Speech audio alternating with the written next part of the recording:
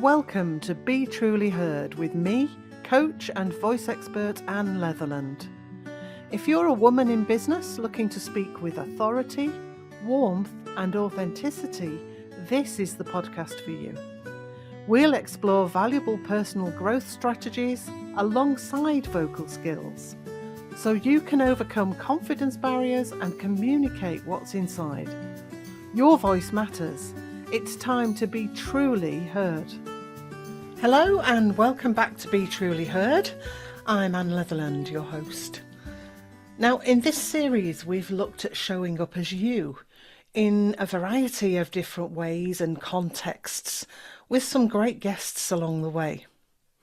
Solo episodes have covered high-stakes situations and your nervous system, the gap between your capability and how your voice is heard, and embodying skills so your voice responds as you want it to.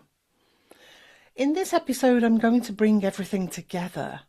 Showing up as you is not just one thing, just as your voice is not just one thing. It's not just confidence or technique or mindset, it's integration. And in my model, it's the integration of body, mind, and self.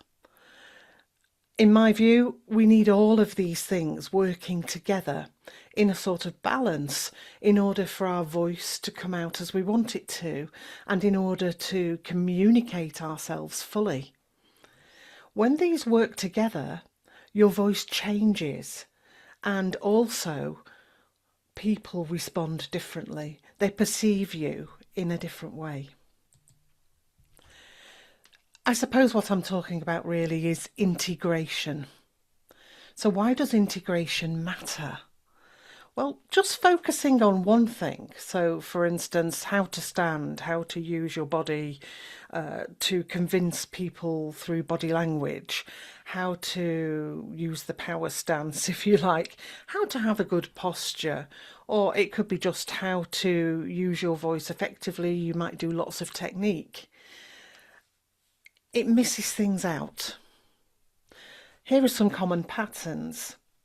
You might have a very strong vocal technique, but your body may hold tension because of other things, because of the way you're thinking and feeling, because you haven't got the control over those things and you don't know how they fit in with the way that your voice comes out.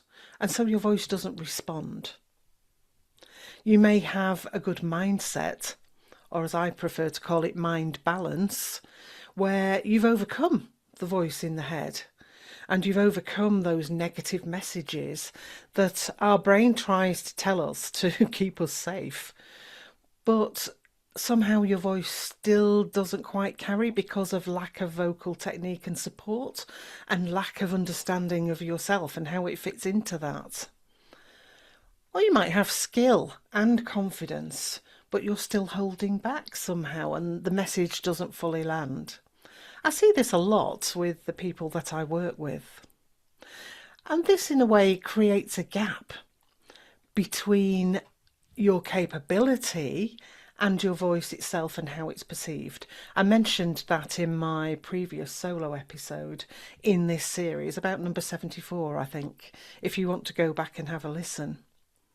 And so what comes across, even when you're trying to be authentic, isn't quite what you want. And with authenticity, I'm not talking about a surface level thing. I'm talking about a deeper connection between body, mind, and self. This seems like a good time to let you know about how I actually work with people. I'm going to let you know about my vocal intuition framework. I think of vocal intuition as being what we have when we can really communicate our message, being who we want to be, having the technique to do that and not letting that voice in the head get in the way. And if you've listened to these podcasts through the various series, you'll have got that message. I'm going to just outline it a little bit more formally for you in a bit more detail because I think it's really valuable to pass on. So my teaching and coaching differs because I have a unique framework and I have a special model. At the end of the day, most people work in one of the three areas that I've outlined so far, the body and the technique, or the mind balance, or understanding yourself and your emotions and controlling those so that you can speak better. So people might work with vocal techniques, or they might work with confidence and overcoming nerves, or they try to be more themselves. You know, there's a whole thing about just be yourself. Well, if yourself tends to be a person who gets very nervous and even anxious about speaking in public or in meetings or even on the phone, then just being yourself isn't enough. You need more structure than that and more help on different levels. And so, therefore, things are not working together and the voice doesn't land. As I've said, in my experience, voice coaches tend to concentrate on one or maybe two of these, but not all three. And so my framework looks at all three. Let's think about these three things then. First of all, we have the body. If you like, the thing that actually makes the physical voice. And again, I've said this before in previous episodes, but the voice is not just one thing, even physically. It's a combination of physical coordinations involving your breathing system, your vocal folds, which are in the larynx, in the neck, they're protected by a little bit of cartilage here, what you might call your voice box or your Adam's apple. And there are a couple of cartilages there and a number of muscles that help everything to work. And in a way, there's an overlap with your digestive system here because that structure was actually designed, evolutionarily speaking, evolutionarily speaking, to protect you from getting food into your airway. It's a bit of a valve, and we've learned to speak with it and sing with it and all the other things we do with our voice over the years, millennia. So it's a coordination of a number of things physically. And of course, we all know that physical things link back to the mind and the nervous system as well. Because if anything goes wrong, then we can't move. I also want to highlight the need for the muscles, really, of the whole body. The abdominal wall, the bigger muscles of the body that help us to support and to maintain a good alignment and make sure that everything's right for the way the voice works. Then there's mind balance. Some people call it mindset. I've decided to call it mind balance. And this is what I call the voice in the head. You know, the thing that goes, oh, watch out, if you speak to these people, they might not be very interested in what you've got to say. Or, oh, that person in the audience looks bored. Or, what if I do it wrong? It's the what if voice, really. And again, I've mentioned this voice in the head. It speaks to us about 1,200 times a day, more negatively than positively. That's the ratio. And the positive things are often overlooked. So my work involves looking at the positive things, the bits of the voice in the head we need to listen to, and then reframing the negative things so that our mind is balanced and it works for us. Because if it's not, then that will affect our physical voice as well, and it won't come out the way we want it to. Thirdly, then, there's self-activation. And again, people call this self-belief, but I've gone for activation because it's not just belief. Belief is inherent in it. But activation brings in your values, your beliefs, and brings them into line and helps you to show up actively as the person that you are. So if you like, it's your true inner voice.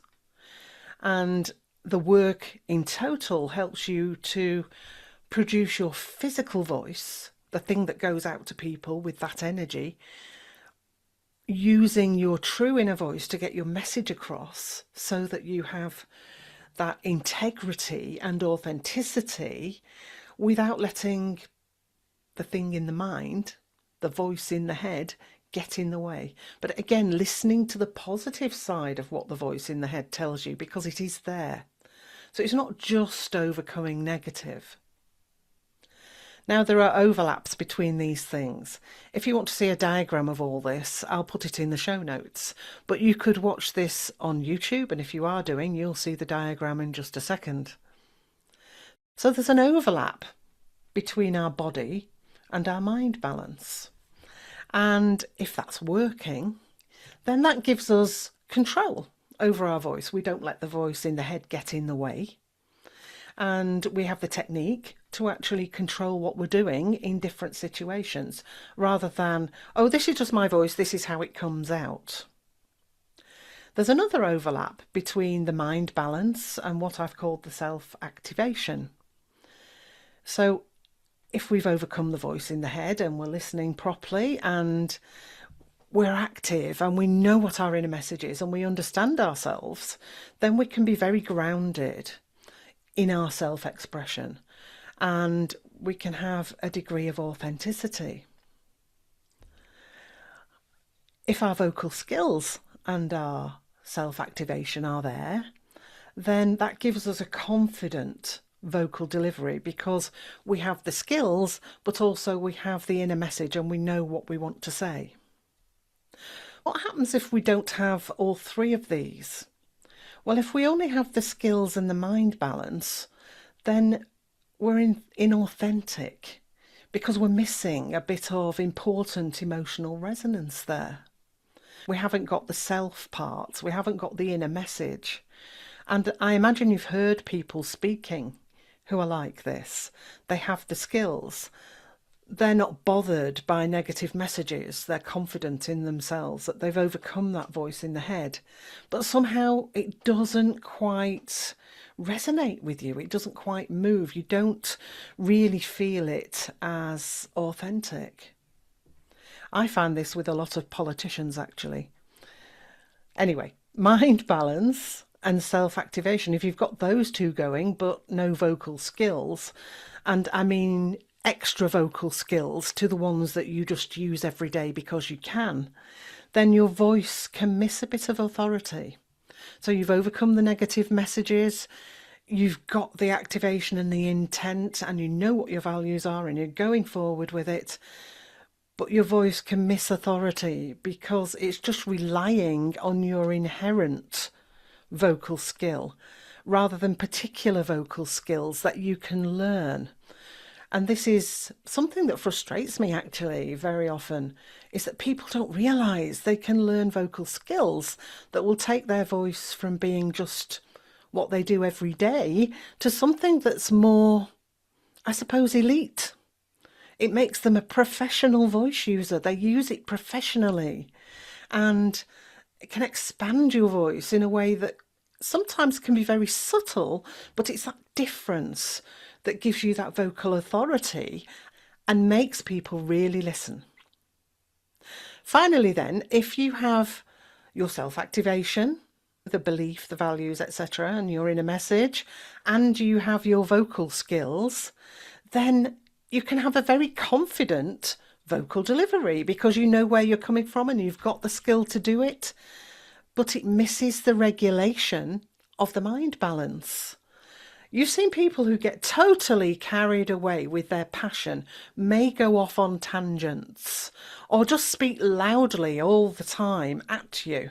They're missing regulation. And so that mind balance that says, hang on, look at your audience, where is their energy, how are you appealing to them, is so important. You need that. It's not a negative thing. It's a positive thing that pulls you back. So all of these three things work together.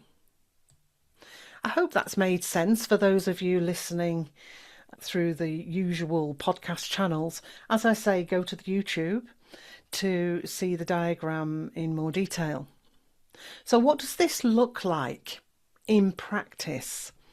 Because it's no good having a model if it doesn't work. So body and voice work together with ease. You get a better, more flexible sound. You can adapt to different situations. even if you're a little bit emotionally off kilter. You show up, you're steadier, you're clearer, you're grounded, but more importantly, people perceive you as having control and authority and authenticity. Your thoughts are more balanced and less critical. Knowing what's positive and what will send you out of kilter or off track, and knowing what to ignore and how to speak to yourself. That's just part of the equation, as we're seeing, but so important as well. And it also allows you to be more fully present with what you're saying, because you can trust your vocal skill, you can trust your inner message, and that your emotions won't derail you. And so you can really present what you want to say. And people will respond to that. We're very good at picking up subliminal messages. On the other hand, signs of non-integration of these things are you can't control your voice in different situations. It's always the same. It's always too quiet or too loud, or it shakes, or it doesn't come out as being quite you. Or maybe it does, but somehow doesn't land because something is missing and people are not listening to you fully. They're not giving you that respect even that you deserve as a speaker, or they don't fully engage. And so ultimately you feel, well, that wasn't really me. It was okay, but it didn't quite come across the way I wanted it to. Let's think about what changes when you're integrated, or your voice is integrated, let's put it that way. You're not trying to sound confident anymore. You just are, because confidence grows as a result of the integration of these three things. So you're not monitoring yourself constantly. There might be one or two times because you've got knowledge where you would monitor and think, actually, I need to just change tack because the audience needs something different. That's a different skill. But you're simply speaking from yourself, and your voice reflects your capability because you have these three things, the body, the mind and the self, working together in an integrated way. That is when people listen differently. It's when opportunities open, and it's when your voice starts working for you in your business. It allows you to show up as you in your business. If all of this resonates, then the next step is not work harder on your confidence, work harder on your voice. It's to bring these elements together, the ones that I've outlined. This is exactly what I do in my Be Truly Heard programme. I'm not doing a hard sell here, I'm just letting you know about it, because I'm quite selective about who I work with as well, to be honest, because it has to be the right person. So if you're ready for your voice to reflect who you really are, not just in theory, but in reality, in the moments that matter, then let's have a conversation. Just get in touch on my email, anne@anneleatherland.co.uk. And if you'd like to catch up with the other podcasts, if you've missed them or you've only just discovered me, then do have a look on the Be Truly Heard podcast site, which is betrulyheardpodcast.co.uk. I'd love it if you could leave me a review. Obviously, positive ones are the best.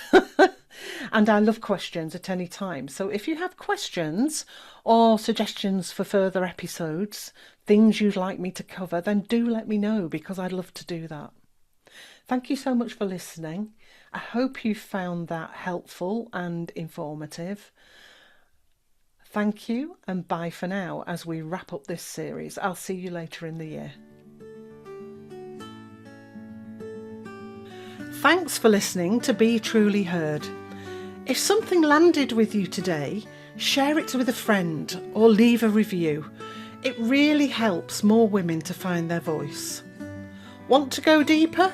Join my email list for exclusive tips, resources and invitations to events. You'll find the link in the show notes. Until next time, remember, your voice is powerful. Let's make sure it's truly heard.